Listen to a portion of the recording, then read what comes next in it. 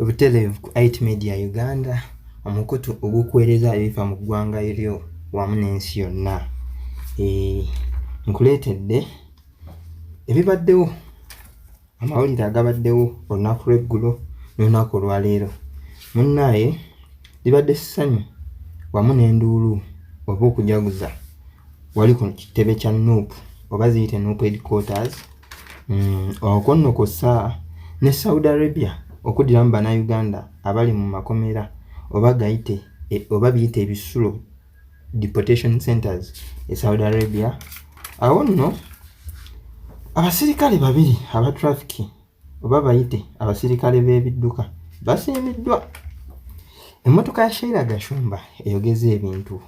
Tutandikidde ku ssanyu eryabadde mu NUP headquarters.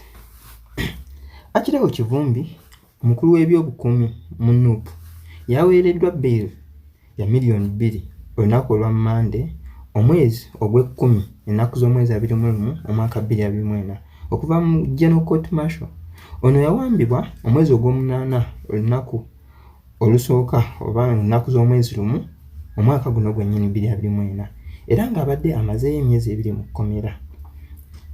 Era agamba yatulugunyizibwa ng'ate era baamusibako omusango gw'okumusanga n'ennyota z'abasirikale ewuwe mu maka gaabwe Nansana.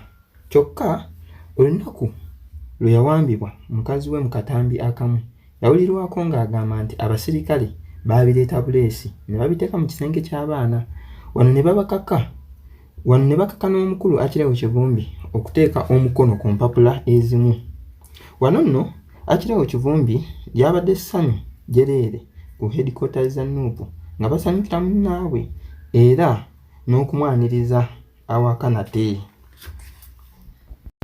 Obwakabaka bwa Saudi Arabia bwasazeewo era ne busuubiza okuddiramu bannayuganda abali mu makomera ziyite deportation centers nga tebannaba kubazza ku butaka, okusinziira ku nkolagana eyabaddewo wakati w'eggwanga lya Uganda ne Saudi Arabia.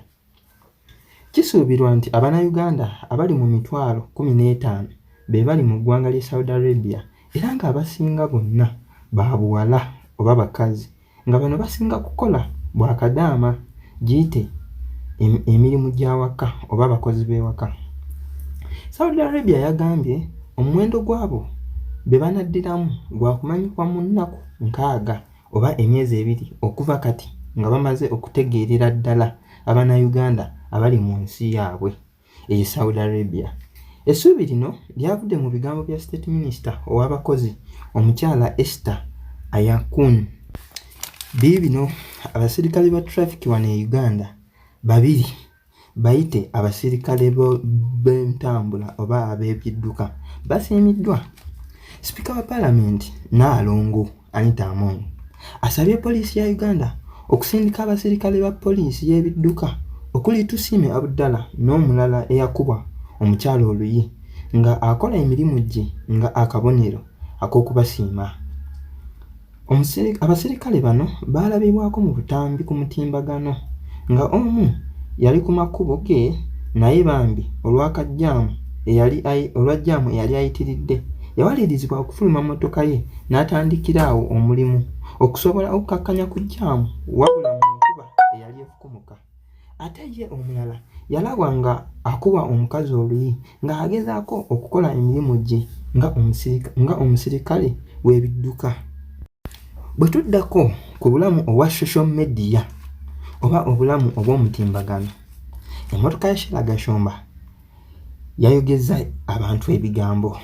Emmotoka ya Sheila Gashumba Range Rover Vogue 2024 nga ayita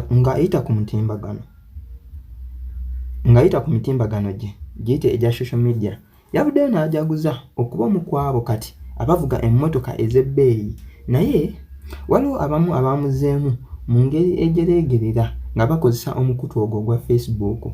Mu bano mwe mwabadde n'omukyala Mutesi Marion Trish nga ye yazzeemu nti I've dated 10 men and they all drive such cars. Actually, there is one of them who stays in Chanja at Brother Estate and he drives a 2023 model.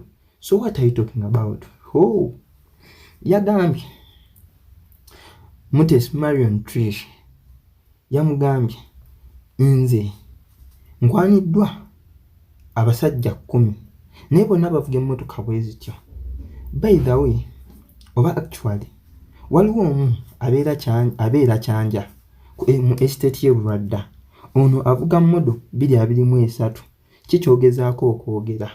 Wabula ku mutimbagano gwa Shila Gashumba yamwambalidde n'amuddamu nti you were dating them but they weren't dating you, but sleeping with you, those are two different things, because if they were dating you, one would have bought you one, but just like you don't know the difference between dating and sleeping around, it doesn't shock me that you don't know different types of cameras. Hey, Gashumba yazzeemu mu Uganda n'amugamba nti kituufu wali obakwana ne bwe bali tebakwana naye baali beebakawe basinawe, oba kiyite nti okwegatta obwegasi naawe. Ebyo ebintu bibiri bya njawulo, kubanga singa baali bakwana omu ku bo yandikuguliddeyo emmotoka ng'eyo. Era ekyo tekinneewuunyisa okuba nga tomanyi enjawulo wa bika bya mmotoka nga zino.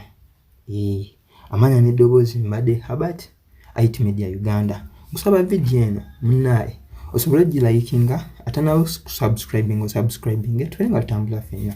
Weebale nnyo okumpuliriza, weebale kuba mulabi mulungi, weebale kuba muwuliriza mulungi. Musiibe bulungi, mweraba.